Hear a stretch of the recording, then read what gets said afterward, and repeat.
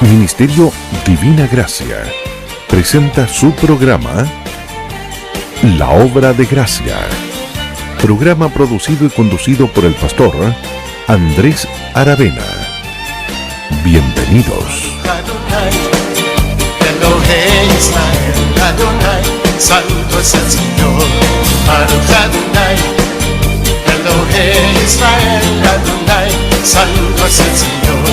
Min haolam, man haolam, alaba su nombre, por siempre será. Min haolam, man haolam, Santo es el Señor, Dios de Israel. ¡Hey! Y las naciones lo alaban, Israel mira, amén, y todos cantan aleluya, Israel mira, amén, y las naciones lo alaban, Israel mira, amén, y todos cantan aleluya, Israel mira, amén, Israel mira, Adonai, Elohim Israel, Adonai, Santo es el Señor.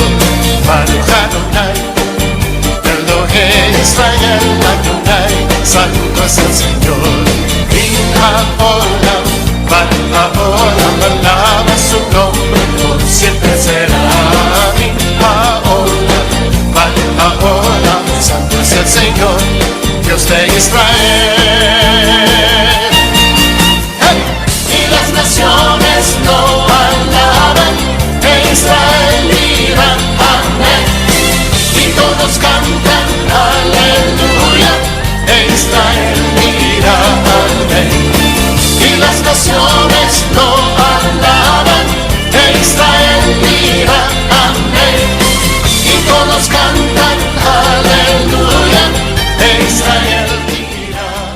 ¿Cómo están? Muy buenos días. Estamos acá en Radio Tu Encuentro en el 105.9 de la comuna de La Granja, acá en Santiago de Chile, en su programa La Obra de Gracia, conducida por quien les habla, el pastor Andrés Aravena.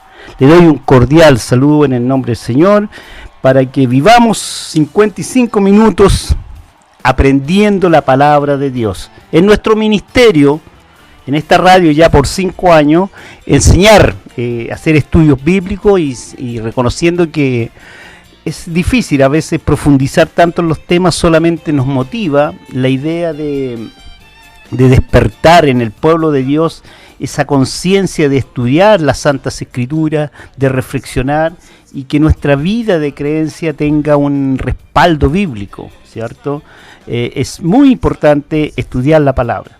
En esta oportunidad nosotros ya estamos como en el 10º, venimos 3 meses prácticamente haciendo un estudio bíblico de lo que significa la crisis en la iglesia evangélica, por lo menos en Chile, producto de también coincidió de toda esta crisis política, social que estamos viviendo nosotros acá también en nuestro país. ¿Por qué coincidieron estas cosas? Porque la verdad de las cosas es que sabiendo de que Dios es la base importante de cómo se mueve el mundo, siendo su creación, el hombre, la iglesia, todo lo mueve Dios. Podríamos preguntar si podrían decir los inconversos por qué estas crisis. De hecho así he escuchado decir, porque culpan a Dios de todo esto.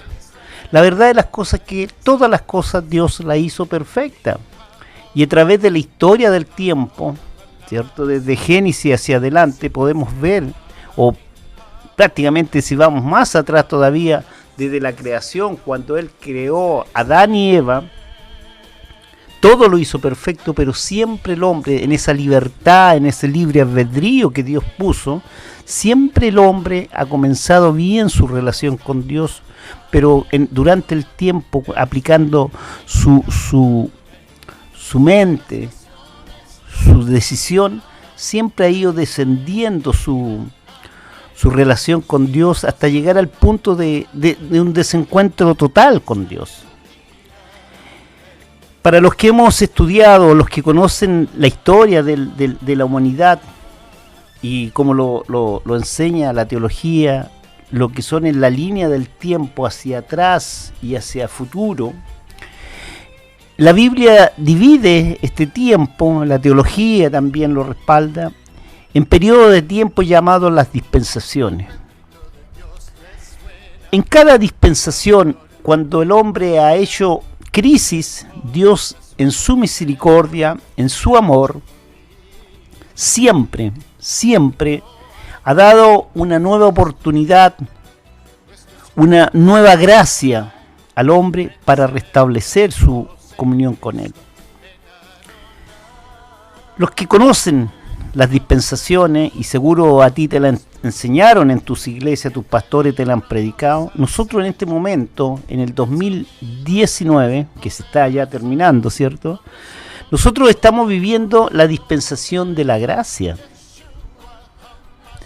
La dispensación de la gracia viene siendo el periodo donde verdaderamente Dios se manifiesta a través de su amor, de sus atributos, en una plenitud completa de amor y dándole al hombre lo que no se merece. Eso es la gracia. Cuando miramos lo que está sucediendo en el mundo, a todo nivel, político, social, económico, familiar, y también religioso, y también al interior de la iglesia cristiana, llamémoslo así, hemos llegado a un punto que estamos ya al fondo, donde nada se entiende, nada se coordina, nada es bueno, es bonito, es tranquilo, todo es un caos. Pero debo recordarte que los que han estudiado la Biblia y los que conocen el plan eterno, los que conocen escatología, saben, y lo dice la Biblia, que estamos pronto al rapto, a la venida de nuestro Señor Jesucristo por su iglesia. La pregunta es que si el Señor viniera, no sabiendo, porque muchas profecías dicen que Cristo está cerca, no, yo no lo sé, ni la Biblia lo anuncia así, ni el mismo Jesucristo dijo cuándo, no hay día, ni fecha, ni hora cuando el Señor venga por su iglesia. Así que todos los que han dicho eso y vienen con esas profecías y ya por muchos años están con que Cristo viene, yo no sé si viene esta tarde, yo no sé si viene esta noche, mañana, en una semana más, en un mes más, no lo dice la Biblia. Ni en 10 años más, ni en 20 años. A lo mejor toda esta generación que estamos viviendo nos vamos a terminar anunciando una venida que Dios nunca dijo que había día y hora y fecha específica. Pero sí te puedo anunciar que lo dice la Biblia, que hay eventos, señales, que anuncian que la venida del Señor está pronto. Y para Dios los tiempos no son nuestros tiempos. La crisis que vive el mundo, la crisis que ha vivido la iglesia en este momento, la crisis que podemos ver al interior de la familia, sin lugar a duda nos muestran y nos deben poner en alerta que si el Señor viniese este día, esta noche, ¿acaso nosotros estamos preparados para irnos con el Señor? ¿Estamos alineados? ¿Hemos sido justificados? Hemos sido santificados, somos salvos y estamos inscritos en el libro de la vida verdaderamente. Las religiones, en un afán humano de establecer fórmulas distintas a las bíblicas, quizás están haciendo más prosélitos que hombres y mujeres salvas. Eso es crisis, eso es crisis.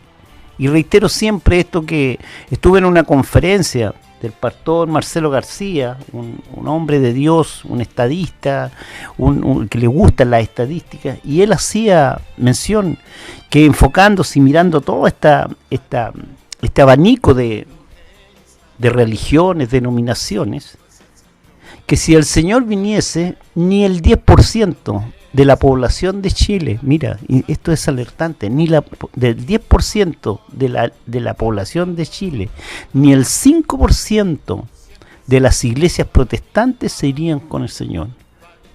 ¿Cómo dice usted? ¿Cómo lo podemos? Solamente a través de la Biblia, de su palabra, y diciendo quién está alineado con Dios, quién ha hecho las cosas como Dios, entendiendo que el único camino para ir al Padre, como lo dijo el Señor, es Jesucristo. Pero tenemos iglesias que no están predicando ese camino. Predican mucho Juan 3:16. Pero hoy día la verdad las cosas que viendo todas las divisiones, todas las manifestaciones, todos los testimonios de la iglesia evangélica, nomás centrémonos, la verdad es que estamos iglesias completas que aún no son salvas. Que hay iglesias completas que aún están luchando por su propia salvación.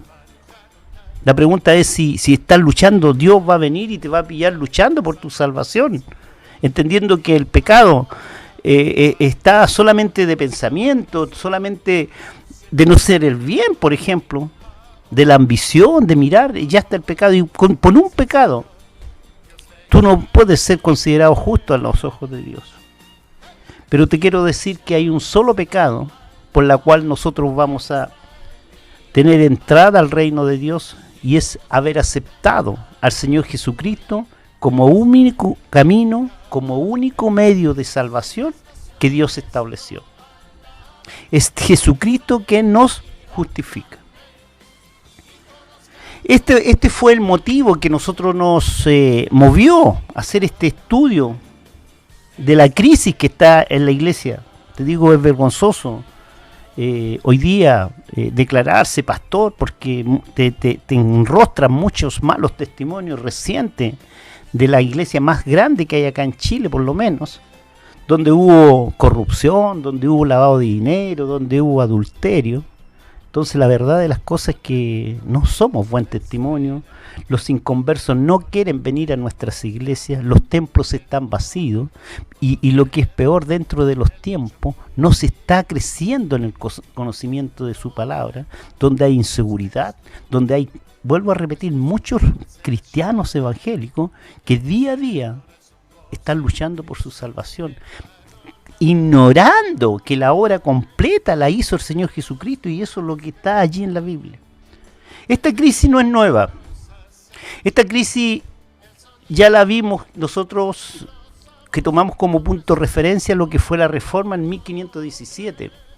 Ya siendo la iglesia de Roma la única iglesia que dirigía la vida de creencia del mundo entero, empezó, porque podemos recalcar y entender, y seguro que tú lo sabes, seguro que tu pastor te lo entregó.